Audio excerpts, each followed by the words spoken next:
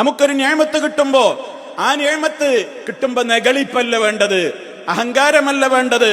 എനിക്കൊരു നല്ല അവസ്ഥ എനിക്ക് എന്റെ റബ്ബ് തരുമ്പോ ഞാനതിന്റെ എന്റെ റബ്ബിനെ സ്തുതിക്കുന്നതോടൊപ്പം അതെനിക്ക് കിട്ടിയ കേന്ദ്രത്തെ മറന്നു കളയരുത്.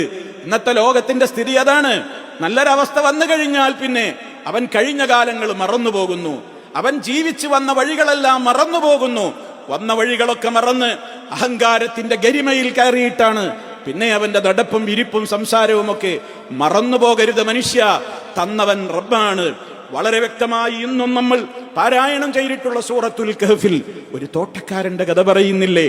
അയാൾക്ക് അല്ലാഹു കൊടുത്ത തോട്ടത്തിന്റെ അനുഗ്രഹങ്ങൾ കണ്ട് നെകളിപ്പോടുകൂടി അയാള് ഇതൊക്കെ ഞാനാ, ഇതൊക്കെ എന്റെതാ, ഇതൊക്കെ എന്റെ പവറാ, എന്റെ കഴിവാ എന്നൊക്കെ പറഞ്ഞപ്പോ വിശ്വാസിയായ ഒരു മനുഷ്യൻ, ഒരു കൂട്ടുകാരനുണ്ടായിരുന്നു അയാൾക്ക്.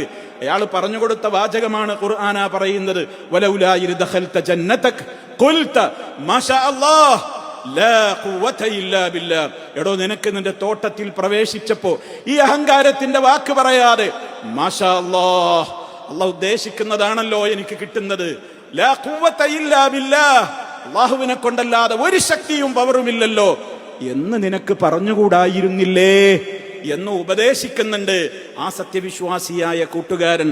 നോക്കണം സഹോദരങ്ങളെ, അനുഗ്രഹങ്ങൾ കൈവരുമ്പോ ലാ ഹൗല വലാ ഖുവത ഇല്ലാ ബില്ലാഹ്, അത് കിട്ടിയ സോഴ്സ് മറക്കരുതെന്ന ഗുണപാഠമാണ് നമുക്കതിലൂടെ അല്ലാഹു പകർന്നു തന്നിട്ടുള്ളത്.